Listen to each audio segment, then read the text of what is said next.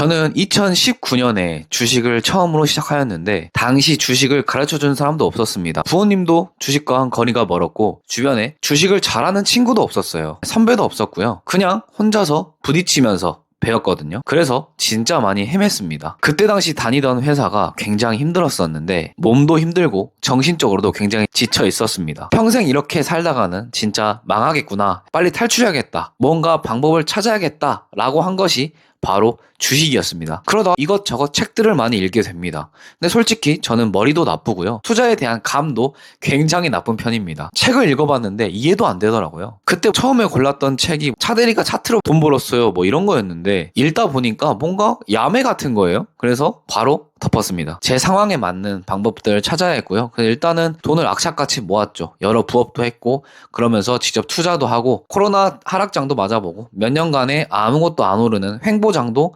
버텨보고 최근 같은 대세 상승장도 겪어보고 나서 어느 정도 확신이 들더라고요. 잃지 않는 것은 당연하고 연 10에서 20% 정도는 어느 장에서나 도전해볼만 하겠구나 라는 자신감이 들었습니다. 지금 같은 상승장에는 드라마틱한 수익률도 당연히 할 수 있겠죠. 이번 영상에서는 저에게 유의미했던 방법을 딱 4가지로 정리해 드리려고 합니다. 이 4가지만 기억하시고 그대로 실행하셔도요. 주식으로 잃는 90%의 개미들과는 완전히 다른 결과를 얻으실 수 있을 거라 저는 확신합니다. 개인적으로는 오늘 영상이 굉장히 중요하다고 생각이 드는데 꼭 끝까지 보셨으면 좋겠습니다. 그럼 바로 시작해 볼게요. 첫 번째입니다. 매수와 매도에 관련된 이야기를 할 건데 언제 사고 언제 팔 것인가. 결국 이게 주식의 처음과 끝이죠. 근데 대부분의 개미 투자자분들이 이걸 감으로 한다고 생각합니다. 오를 것 같으면 사고 내릴 것 같으면 팔고. 근데 저도 사실 처음엔 그랬거든요. 그러면 어떻게 되냐? 쌀 때 팔고요. 비쌀 때 삽니다. 주가를 결정하는 공식이 있는데 제가 이거를 AI한테 물어봤거든요. 그러니까 답변을 이렇게 해주더라고요. 주가는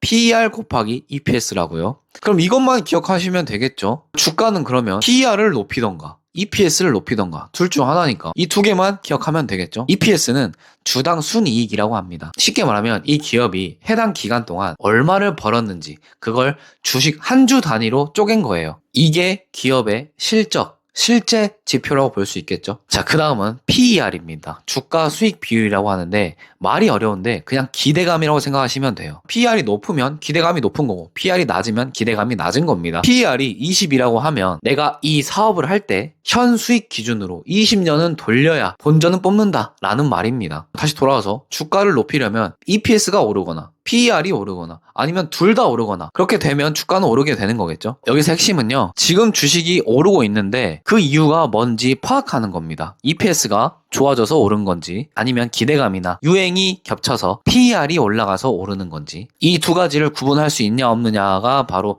개미 투자자의 그런 수익률을 결정한다고 저는 생각합니다. 제가 비유를 한번 드려볼게요. 제가 라면 가게를 한다고 쳐볼게요. 라면 가게의 본질은 뭔가요? 라면 맛이잖아요. 근데 라면 맛이 좋다고 해서 손님들이 저절로 오나요? 안 옵니다. 마케팅을 해야 돼요. 인스타에 올리든 블로그에 올리든 인플루언서에게 협찬을 주든 어떻게든 사람들에게 알려야 오거든요. 2가지 케이스를 생각해 볼게요. 마케팅을 엄청 잘해서 가게 앞에 줄을 섰습니다. 근데 막상 그 줄을 기다리고 먹어보니까 맛이 없는 거예요. 그러면 어떻게 될까요? 한 번 왔다가 다시는 안 오게 됩니다. 오히려 후기가 나빠지고 결국 가게는 망하게 되겠죠. 반대로 마케팅도 잘 되고 막상 먹어봤더니 진짜 맛있어요. 그러면 가게는 흥합니다. 단골이 생기고 입소문이 또 나고 매출이 계속 올라가죠. 아니면 입소문만으로 좀 느리겠지만 마케팅 없이 매출이 올라가는 가게들도 있겠죠. 주식도 똑같습니다. PER은 마케팅입니다. 기대감이에요. 사람들이 이 기업 좋겠다. 앞으로 크겠다 하면서 몰려드는 겁니다. EPS는 실제 라면의 맛입니다. 기업이 진짜로 서비스나 제품이 좋아서 돈을 잘 벌고 있느냐는 거죠. PER만 높고 EPS가 뒷받침되지 않으면 한번 반짝이다가 다시 내려오게 됩니다. 기대감만으로 오른 주가는 반드시 현실을 마주할 때가 옵니다. 반대로 EPS가 꾸준히 성장하고 있는 기업은 지금 당장 PER이 낮아도 결국 시장이 알아봅니다. 입소문이 나요. 그러다가 실적이 더 좋아지면 PER도 또 따라 올라오게 되거든요. 그러면 주가는 오르게 되는 겁니다. 그래서 제가 드리고 싶은 말씀은 이겁니다. 주가가 오르고 있을 때 뭐 때문에 오르고 있는지 확인 한번 해보는 겁니다. 검색을 해보던가 재무제표를 보던가 그렇게 하면 되겠죠. 장투를 할 때 이 EPS와 PER을 확인하는 건 이게 가장 기본 중에 기본이라고 저는 개인적으로 생각합니다. 자, 두 번째입니다. 여러분, stay the course라는 말 들어보셨나요? 존 보글이라는 분이 한 말인데요. 존 보글이 누구냐면 인덱스 펀드를 대중화시킨 분이에요. 이분이 강조한 말입니다. 번역하면 흔들리지 말고 끝까지 가라 라는 건데 시장에 오래 머무르라는 뜻입니다. 근데 이게 말은 쉬운데 실제로 하기가 굉장히 어렵습니다. 일단 왜 시장에 오래 머물러야 하는지부터 먼저 말씀드리겠습니다. 주식시장의 상승이라는 게 1년 내내 골고루 조금씩 오르는 게 아닙니다. 특정 구간에 집중적으로 무지성 상승이 올 때가 있어요. 근데 그 무지성 상승의 날을 놓치면 1년 수익률이 반토막 난다고 합니다. 실제로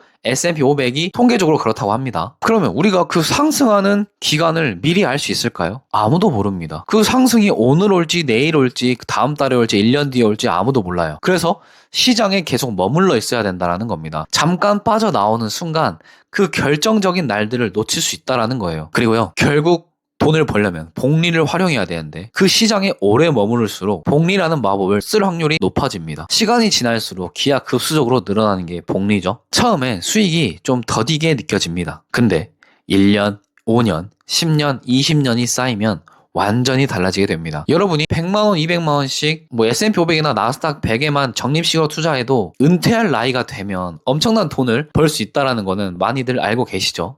근데 이 눈덩이가 굴러가는 도중에 시장에서 이탈하는 순간 눈덩이는 당연히 멈춰버리겠죠. 다시 시작하려면 또 처음부터 다시 쌓아야 돼요. 그리고 가장 중요한 이야기를 좀 드릴 건데 사람은요 본능적으로 공포에 취약합니다. 주식시장이 떨어지기 시작하면 머리로는 알아요. 근데 막상 마이너스 20, 마이너스 30% 찍히면 그걸 버티는 게 생각보다 쉽지가 않아요. 더 떨어지면 어떡하지?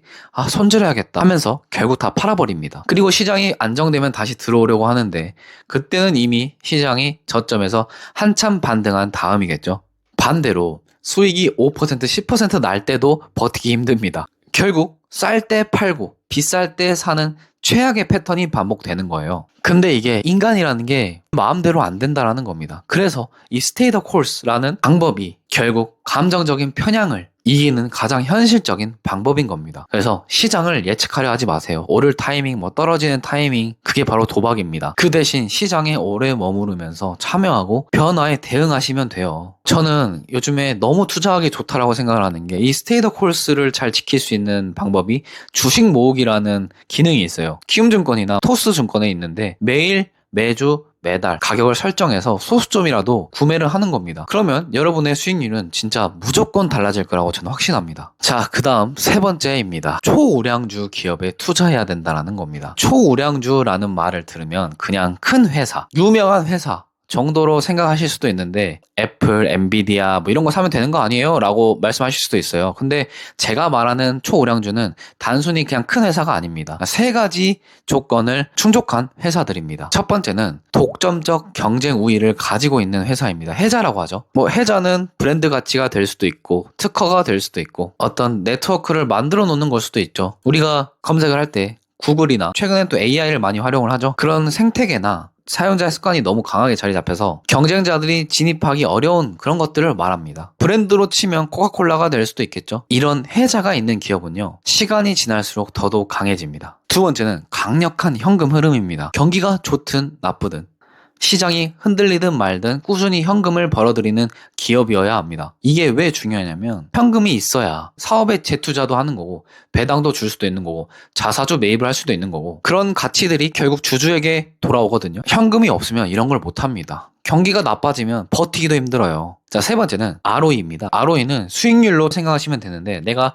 100만 원을 투자해서 30만 원을 벌었으면 수익률이 30%죠. ROE도 30%입니다. 이거는 경영진이 잘 하고 있다라는 증거로 볼 수 있는 거예요. 왜 결국 초우량주냐? 하락장에 방어가 됩니다. 시장이 공포에 질려서 폭락할 때 테마주나 개 잡주에 들어갔다가는 50%, 60% 이상 빠지는 경우가 굉장히 많습니다. 반면에 초우량주는 기업의 본질 가치가 워낙 좋기 때문에 하락폭이 제한됩니다. 그리고 반등할 때는 빠르게 회복하죠. 시장이 무너졌다가 다시 시장이 회복될 때 가장 먼저 올라오는 게 초우량주들입니다. 그러면 상승장에서는 어떠냐? 초우량주라 해서 늘 것 같죠? 최근에 보면 전혀 아닙니다. 삼성전자와 SK하이닉스만 봐도 오를 땐 더 오르고요. 떨어질 땐 덜 떨어집니다. 저는 이 이유 하나만으로도 초우량주에 투자를 해야 된다라고 생각해요. 저는 사실 이해가 잘 되지 않습니다. 이런 개 잡주에 투자하시는 분들이 이해가 잘 되진 않는데 초우량주에 투자하시길 바랍니다. 떨어지는 애들은요 계속 떨어지고요, 오르는 애들은요 계속 오르는 법입니다. 이미 증명된 기업에 올라타는 게 훨씬 유리합니다. 그리고 초우량주들은요 시간을 내 편으로 만들어요. 내가 뭐 그렇게 신경 쓰지 않아도 알아서 잘 하기 때문에 결국 위기를 이겨내고 기업이 성장하고 그 기업의 성장함에 따라 제 주식의 가치도 올라가게 되는 겁니다. 이게 저는 진짜 투자라고 생각합니다. 마지막으로 제가 한 가지 더 말씀드리고 싶은데, 이 초우량주도 일시적으로 빠지는 날이 있을 수 있어요. 시장이 전체적으로 내려앉을 때가 있는데 그때 많은 분들이 불안해서 파시는 경우가 많습니다. 근데 그때 해야 할 건 딱 하나입니다. 기업의 본질이 훼손됐는가를 확인하는 거예요. 기업이 돈 버는 능력, 뭐 경쟁 우위, 현금 흐름, 이게 망가진 게 아니라 그냥 시장이 빠져서 기업도 같이 빠진 거구나 라고 판단이 됐을 때는 그건 바로 세일 기간인 겁니다. 오히려 더 살 수 있는 기회인 거죠. 마지막입니다. 제가 항상 강조하는 게 있습니다. 분할 매수, 분할 매도, 적립식 투자를 해야 된다라는 겁니다. 이게 사실 저의 투자의 원칙의 가장 핵심입니다. 저는 분할 매수, 분할 매도를 하고 있는데 많은 분들이 이렇게 여쭤보실 때가 있어요. 그냥 사팔사팔하면 큰 돈 못 번다 하고 오해하십니다. 저는 사실 그렇진 않습니다. 저는 적립식 투자도 하고 있고요, 거치식으로 큰 뭉탱이로 장기 투자도 하고 있고, 그리고 분할 매수, 분할 매도 투자도 하고 있는 겁니다. 이 모든 게요 저의 장기 투자를 위한 도구일 뿐입니다. 설명을 좀 드려볼게요. 시장을 완벽하게 예측하는 건 불가능합니다. 저도 당연히 못하고요, 워렌 버핏도 못합니다. 내일 주가가 오를지 내릴지 어떻게 하나요? 그냥 내가 틀릴 가능성을 전략 안에 집어넣는 겁니다. 틀려도 괜찮은 구조를 만드는 거예요. 그게 분할 매수고 그게 적립식 투자입니다. 주가는 항상 출렁이죠. 10,000원이었다가 9,000원이었다가 11,000원이었다가 항상 반복이 되거든요. 근데 전 재산을 몰빵을 해버리면 그날 이후 계속 주가가 출렁거릴 텐데 내 정신이 나갈 수도 있습니다. 근데 나눠서 사면 어떻게 되냐? 떨어질 때는 마음이 편합니다. 만약에 주가가 하락하고 있으면 평균 단가가 낮아지는 거고요, 주가가 올라가고 있으면 기분이 좋습니다. 어떻게 해도 이기는 구조예요. 자, 두 번째 이유는 매도할 때 공포를 이겨낼 수 있다는 겁니다. 수익이 났을 때 어떻게 하시나요? 생각보다 엄청 어렵습니다. 곧 다시 떨어지겠네? 차트상 모양이 지금 기영이 모양 차트니까 다시 떨어지겠다. 바로 팔아버립니다. 아니면 더 오를 것 같아서 못 팔다가 다시 내려오면 그때는 또 손해보기 싫어서 또 못 팝니다. 이게 탐욕과 공포가 번갈아 가면서 나타나는 거예요. 결국 아무것도 못하고 스트레스만 받습니다. 근데 분할 매도는 이걸 해결해 줍니다. 수익의 일부를 확정하고 나머지는 그대로 두는 겁니다. 수익을 일부 확정으로 실현했으니 심리적으로 안정이 되고 나머지는 더 오를 여지를 남겨두는 거잖아요. 더 오르면 좋고 내려오면 절반은 팔았으니 손실이 줄어들고 탐욕과 공포를 시스템으로 제어하는 겁니다. 자, 분할 매수의 가장 큰 장점인데 바로 현금 유동성 확보입니다. 분할로 투자하면 항상 일부 현금이 남아 있습니다. 이게 왜 중요하냐면 주식시장에서요 반드시 하락장은 오거든요. 아니면 조정장이 옵니다. 코로나처럼 대세 하락장이 올 수도 있고 개미들을 괴롭히면서 반등 주는 척 하다가 하락하는 경우도 있습니다. 근데 그런 상황에 현금이 없다면 아무것도 대응하지 못합니다. 떨어지는 걸 그냥 보고만 있다가 공포에 손절하게 되죠. 반면에 현금이 있다면 이건 무기가 되는 거예요. 어떻게든 대응할 방법이 생깁니다. 오히려 그 위기를 기회로 바꿀 수 있는 게 바로 현금입니다. 적립식 투자에 대해서 말씀을 드려보면 대부분의 투자자들은 변동성을 무서워하거든요. 오르락 내리락 힘들거든요. 근데 적립식으로 투자하는 사람들은 반대로 생각합니다. 변동성이 오히려 수익의 원천이라고 생각합니다. 주가가 오를 때는 당연히 기분이 좋고 주가가 떨어지면 이번 달에는 같은 돈으로 더 많은 주식을 살 수 있겠네? 라고 하면서 좋아합니다. 그러다가 주식 수가 늘어나게 되고 방금 말씀드린 무지성 상승장을 만나게 될 때 모아둔 주식 수들이 전부 수익으로 바꿔주게 됩니다. 저는 투자에 있어서 좀 시스템이 있어야 된다고 생각하는데 그 시스템을 만드는 것 중에 가장 현실적인 방법이 분할 매수, 분할 매도, 적립식 투자라고 생각합니다. 완벽한 타이밍을 맞추려고도 하지 말고 시스템에 내 투자를 맡기는 게 더 낫다고 생각합니다. 제가 생각하는 유의미한 투자 전략에 대해서 4가지 정도로 한번 말씀드려봤고 실전으로 제가 어떻게 적용하는지는 제 멤버십 영상에 다루고 있고 혹은 제 블로그에도 다루고 있거든요. 고정 댓글 한 번씩 눌러주시고 링크는 아래에 있습니다. 이번 영상은 여기까지입니다. 도움이 되셨다면 구독과 좋아요 한 번씩 부탁드리겠습니다. 오늘도 끝까지 봐주셔서 감사합니다. 다음 영상에서 뵙겠습니다. 감사합니다.